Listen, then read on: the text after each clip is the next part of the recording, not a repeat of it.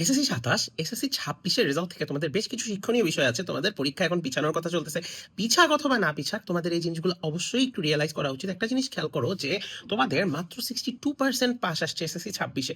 তার মানে প্রতি ১০ জনের মধ্যে ৬ জন পাস করতেছে, ৪ জন ফেল করতেছে। যেখানে পাস করাই এত বড় একটা কঠিন, তার মানে তোমাদের জন্য কিছু জিনিস খুব ইম্পোর্টেন্ট এখন বুঝে, এখন রিয়ালাইজ করা। একটা জিনিস খেয়াল করো, আগের ব্যাচের সাথে তোমাদের সবথেকে বড় ডিফারেন্সটা হলো ফুল সিলেবাস। ওরা শর্ট সিলেবাসে পরীক্ষা দিয়েও এরকম অবস্থা, তোমাদের ফুল সিলেবাসে কিন্তু তাহলে কোশ্চেন আরো ভার্সেটাইল হবে, কোশ্চেন কোন জায়গা থেকে হবে সেটা গেস করা আরো কঠিন। কারণ সম্মিলিত কোশ্চেনে যখন পরীক্ষা হয়, কোনো একটা কোশ্চেন কঠিন হইলে কিছু বলারও থাকে না, কারণ সবার জন্যই কিন্তু কোশ্চেনটা কঠিন হয়। এখন তোমার সামনের গোল হওয়া উচিত নেক্সট 2 থেকে 2.5 মাস শুধুমাত্র টেস্ট এক্সামের প্রিপারেশনের জন্য। তুমি টেস্ট এক্সামের প্রিপারেশন যত ভালোভাবে নিবা, তোমার এসএসসি পরীক্ষা তত ভালো মতো হবে। টেস্ট পরীক্ষাটাকে তুমি তোমার এসএসসি পরীক্ষার মতো ট্রিট করো।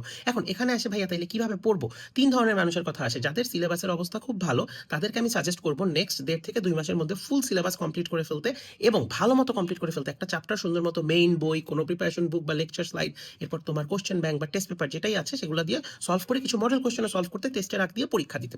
এবার যাদের প্রিপারেশন একটু মিডিয়াম লেভেলের আছে, তাদের জন্য আমি একটা ভিডিও বানাইছি যে কোন কোন চ্যাপ্টার বাদ দিতে পারবা না তুমি। ওই ভিডিওর লিঙ্কটাও আমি দিয়ে দিচ্ছি, আমি ভিডিওটা এখানে অ্যাডও করে দিব। তুমি সেই ভিডিওটা দেখে নিও, সেখান থেকেও তুমি একটা সুন্দর মতো আইডিয়া পেয়ে যাবে।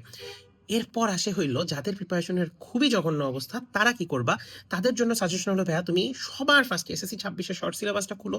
শর্ট সিলেবাসের চ্যাপ্টারগুলো শেষ করার দিকে আগে নজর দাও। শর্ট সিলেবাসগুলো আগে শেষ করার চেষ্টা করো। তাহলে তোমার দেখবা বড় সিলেবাসের বাকি চ্যাপ্টারগুলো পরবর্তীতে তুমি নিজের মতো গুছিয়ে নিতে পারতেছো। পড়ার একটা ফ্লোতে ব্যাক করো, সুন্দর মতো প্রিপারেশন নাও, এবং বেস্ট অফ লাক সবাইকে। দেখা হবে নেক্সট ভিডিওতে। কি following for more content like this, এবং কি টাইপের ভিডিও চাও অবশ্যই কমেন্টে জানাও।